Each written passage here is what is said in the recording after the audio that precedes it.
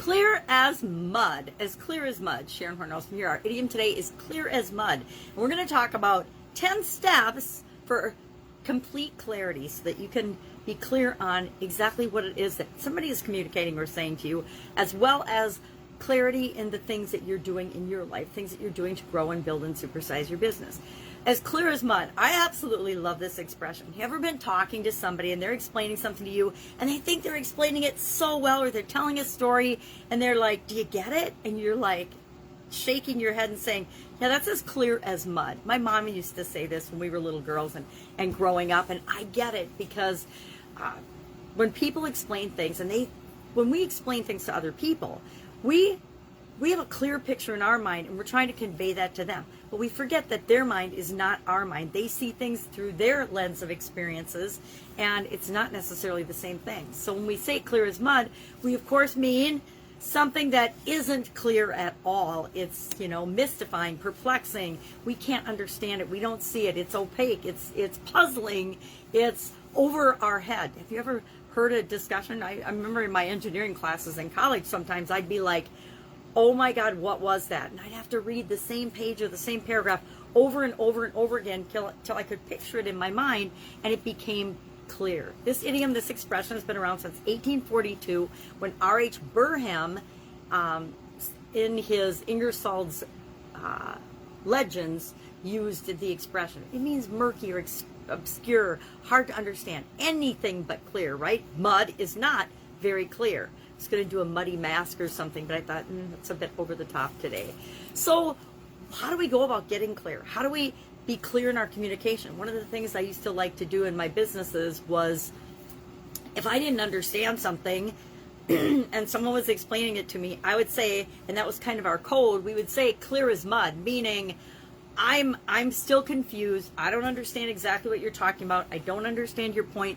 Can you please re-explain it, or explain it in a different way, or can we talk about it more so that I do understand what you're talking about and where you're coming from?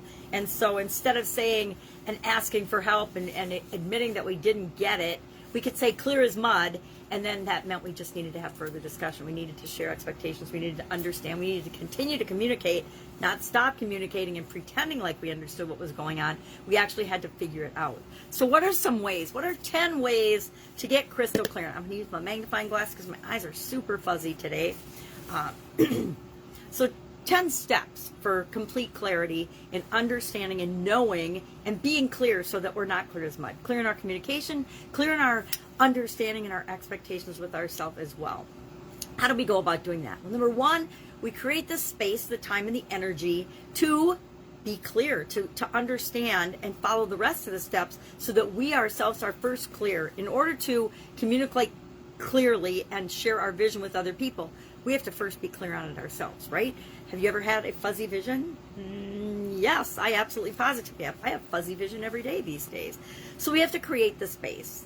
Secondly, we need to identify what we want. I usually start with, what do you want? Because if we don't understand what we want, what our outcome, the result we want to get is, how are we ever going to get there?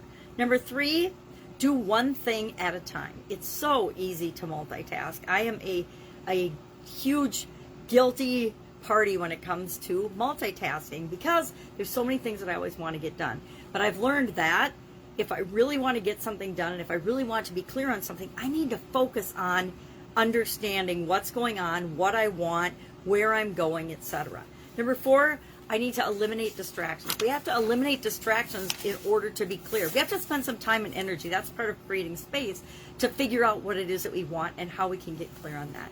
Number five, of course, we have to take care of ourselves. We have to eat well. Number six, we need to get quiet. And I say meditate, or just go to a quiet place where we can think without any distractions. Don't take your phone. Don't take anything. Just go somewhere, sit quietly, undisturbed, uninterrupted, so that we can think. If we don't think, we can't get clear. Number seven, write to get clear. Write down. Have a notebook. Always have a notebook with you, so when ideas pop into your head or when thoughts pop into your head, you can capture them. Otherwise, I guarantee they're gone as fast as they pop into your head. At least they are for me. Number 8, experiment. Experiment with different things. Test out different things. Be open and willing to try different things to get clear on what is right for you and what's not right for you. Number 9, Put your butt where your heart wants to be. Put your physical being into the things that your heart, not just your head, want you to be doing and accomplishing for your business and for your life as well. And number 10, always challenge your absolutes. Always challenge what you believe. Always challenge what you think will never happen or is impossible, because there's absolutely infinite possibilities on this planet for you and everyone else if we believe that there are. So those are just 10 quick ways to get clear on and stop feeling like you're clear as mud. Stop being murky on your goals and objectives, the things that you want to create with your business and your life, the way you want to make the world a better place. Love to know your particular strategy. How do you get clear? How did you get clear on the purpose of your business? If you're not crystal clear, like I'm not always crystal clear and I'm changing as the world changes, do you have a process in your business for reevaluating and checking in with to see, are you on task? Are you on mission? Is your vision clear? Do other people understand your vision and where you're going with your business as you're supersizing? Or is it a little murky? Is it maybe as clear as mud for them? Share in the comments below. I would love to know, and I'm sure other people would as well.